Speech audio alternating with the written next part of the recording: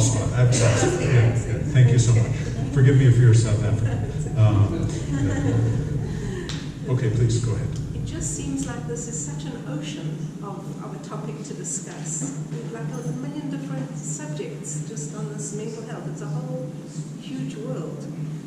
So it's hard to know where to even begin to ask the questions. But I do want to ask you, basically, how much does stress play in all of this? Because it seems that we as a community and we as a world and we as a country are learning more about mental health, but the world and the community and, I don't know, the society around has never been as stressed as they are now. So it seems one thing's getting worse and one side is improving. So that's a great question. One of the questions is how do we even select a question, because there's so many things to talk about.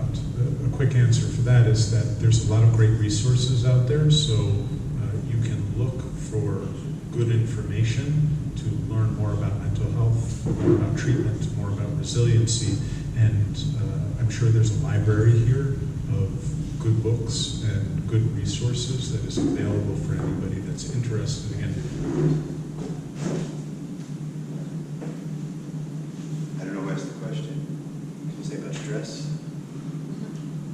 If you think your neighbor's perfect, he's not. If you think you need to keep up with the Joneses, you don't. Stress? What did they close that shit up for? How much are they giving? What are they doing? It's not true. We can't be living for other people. And the moment that we make that realization that we are living for somebody else, go to your say, do I got it right? Is this a mistake? You know? Yes. There's some things you got to do. But out of the 10 things that you're trying, I think, the juggling thing that the doctor said, you're juggling so much, how much more could you put on? So you got to get the right hadracha to know that this is okay not to do this. And this is okay, I really have to do this. But if it comes from stress, that's the Yetzer Hara. So then my other question. That was fantastic. You don't have to clean that thing again, and the pacifier you're putting away doesn't need to be boiled. So this is one of the questions I was asked to me. I'm just to be honest. So this is a very good point, because again, we know more about the challenges that people are going through, and yet we're more stressed out about it than you would expect. The more that you know, the less you should be concerned with it. The question is, how do we integrate information that comes our way?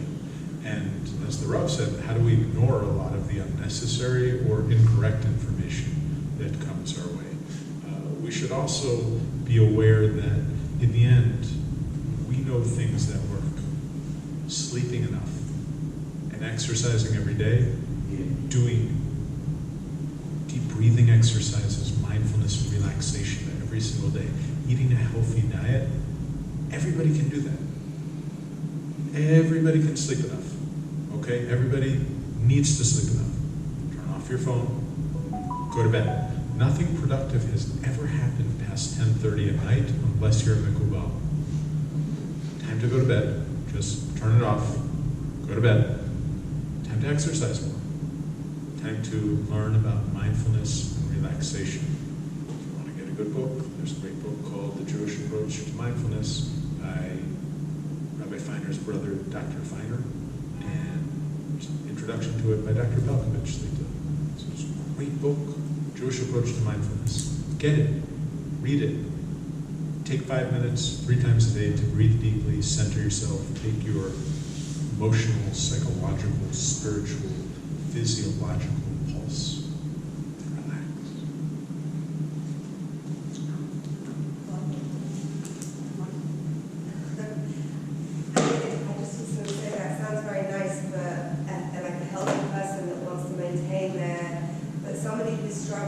Doesn't have normal sleep patterns, isn't going to be able to leave the house to go every day to the gym, the stress of the cost of the therapy and the psychiatrist, just the thought of it is enough to throw them over the edge. Like, these are not, it's not practical things that you're saying to someone who's actually in the midst of, serious struggle. Correct. You might even say that they are at risk of going to hospital as opposed to a hospital, which is what I would say, right? British people don't say a hospital, they say hospital. Okay, that wasn't funny. I will not say that next time.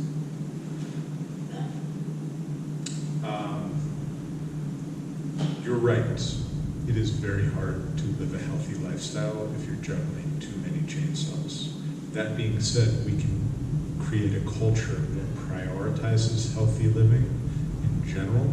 We can create a community where it's expected that everybody is exercising, sleeping enough, engaging in healthy activities. If we create a culture of well-being, we can at least help people who are growing up now to live in a culture that values personal and community-wide well-being and healthy lifestyle choices.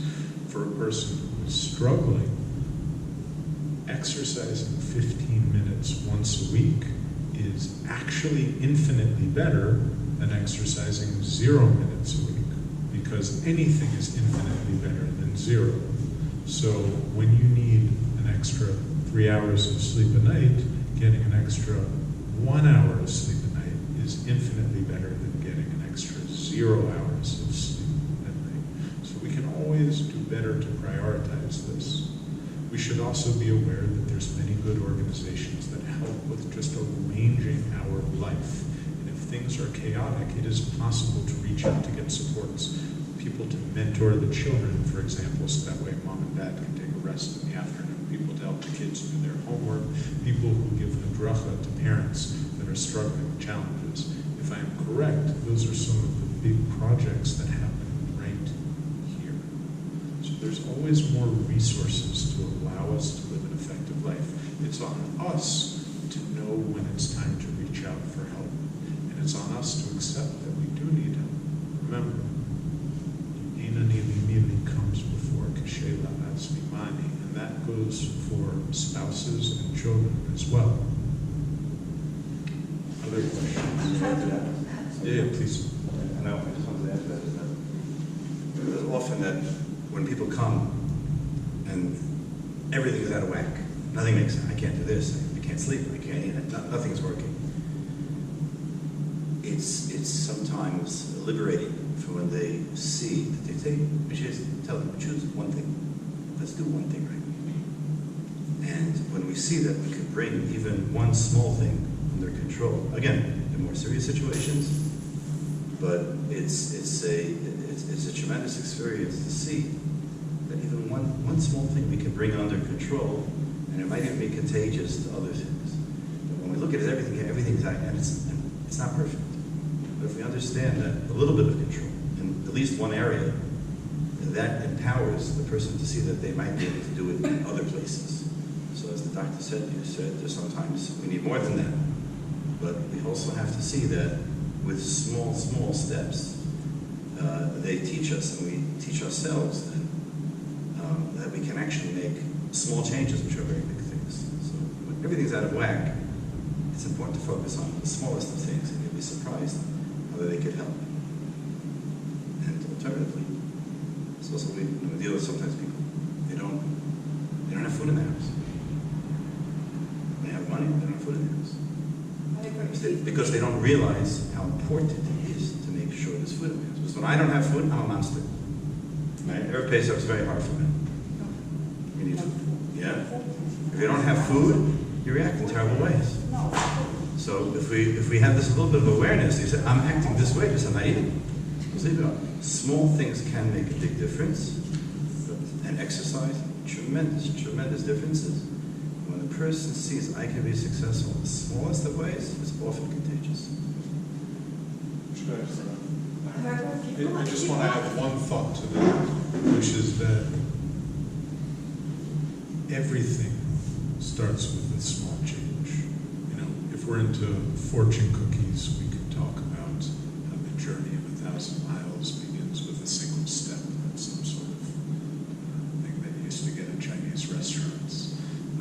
But if we're not, we could say that it's one day at a time, or make it to midnight sober. Those are, again, very common AA statements that make a lot of sense. everything is one day at a time unless you have a time machine, which you don't, or you probably would be standing here because you would have done all sorts of strange, ridiculous things back in time, you know. But here we are, one day at a time. It is impossible to commit to being sober for the rest of your life.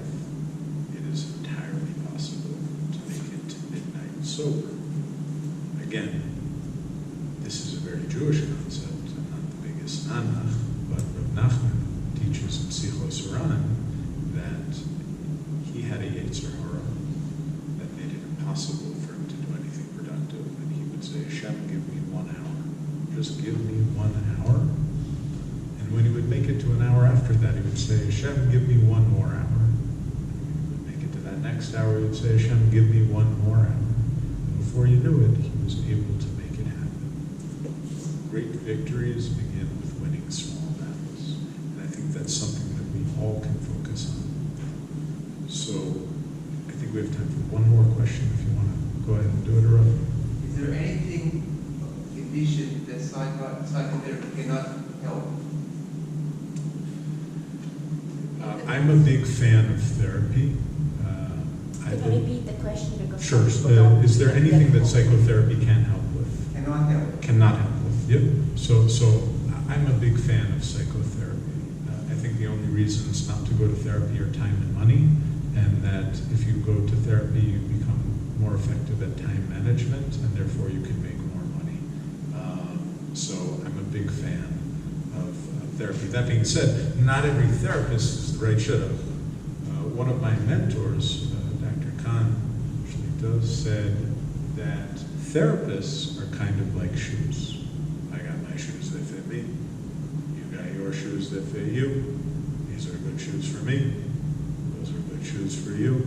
If we trade shoes, we'll both be miserable, and yet none of us can walk around barefoot unless you're a coin. But besides that, it's very, very important to find a good therapist. How do I know if I need a good therapist? How do I know? I'll remember the words of a wise friend of mine who was a lawyer that always said, how do you know when you need a lawyer? The moment that they start reading you your Miranda rights. You have the right to remain silent. Anything you can say will be used against you. The moment you think you need a lawyer, buddy, you needed a lawyer a few hours ago. So when do you think it's time to find a therapist? At that moment when you're wondering, should I be talking to somebody? Again, a lot of healthy people talk to therapists. Therapists help unhealthy people find a healthy place, and healthy people find a healthier place. This is, again, quite a loaded conversation, and I think it's not necessarily the most important thing for everybody, but I do think that it plays a big role in many people's lives. I'll leave you with one quick thought. Go ahead. Okay. My question is specifically about attending a shiva, making a shiva visit after suicide. Very often in a shiva visit, people say the wrong thing. And now with suicide, it's even a more sensitive